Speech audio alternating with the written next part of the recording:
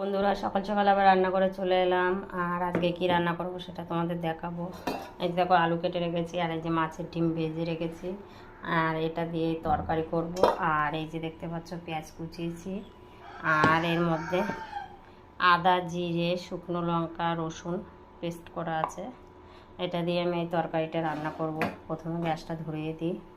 আর আমি যে মাছের ডিমটা ভেজেছিলাম তার তেলটা রয়ে গেছে, দেখো কড়াইতে এখন অনেকটা তেল আছে। এই তেলেই তরকারিটা করব। আর আমার তেলটা হয়তো গরম হয়ে গেছে। এখন আমি জিরে, তেজপাতা, শুকনো লঙ্কা এগুলো আমি ফোড়ন দেবো।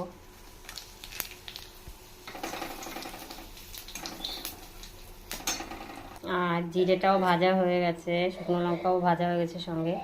আর পেঁয়াজ কুচিটা দিয়ে দিলাম। পেঁয়াজটা একটু হালকা ভেজে আমি এর মধ্যে আলুটা দেবো। এই যে আমি আলুটা দিয়ে দিই, কারণ আলুটার সঙ্গে আমার পেঁয়াজটা আবার ভাজা হয়ে যাবে, ওই কারণে আলুটা দিয়ে দিলাম। আলু ভাজতে ভাজতে আমার পেঁয়াজটাও ভাজা হয়ে যাবে। আর আলুর মধ্যে আমি কিছুটা নুন আর একটু হলুদ দিয়ে দেবো। এর স্বাদ মতো নুন আর হলুদ আমি দিয়ে দিয়েছি। আবার এটাকে ভালো করে ভেজে নিতে হবে। আর আমার আলুটা পেঁয়াজটা ভাজা হয়ে গেছে, আমি কিছুটা মশলা দিয়ে দেবো।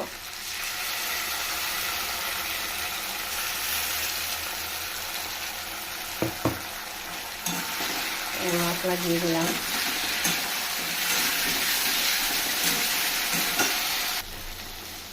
আর আমার তরকারিটা কষানো হয়ে গেছে আলুটা আর পেঁয়াজটা মশলা দিয়ে। এবার আমি এটা জল দেব।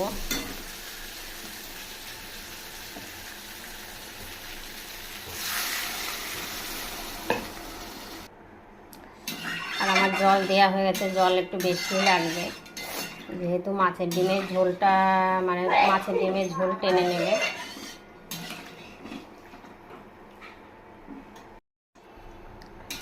আমার ঝোলটা দেওয়া হয়ে গেছে এবার।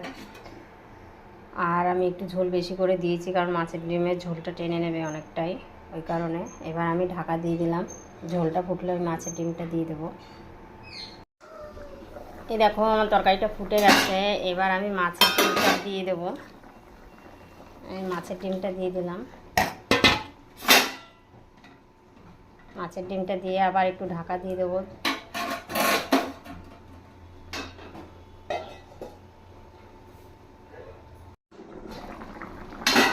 দেখো, তরকারিটা হয়ে গেছে।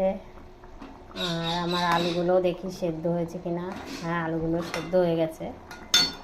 একটু গরম মশলা দিয়ে দেবো। গরম মশলা দিয়ে দিলাম।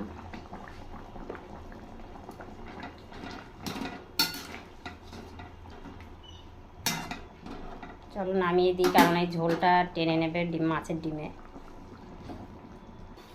আর এই দেখো, আমার তরকারি কমপ্লিট। কেমন হয়েছে প্লিজ কমেন্টে বলবে। তাহলে আজকের ব্লগ এই পর্যন্ত। Tata, bye bye, see you.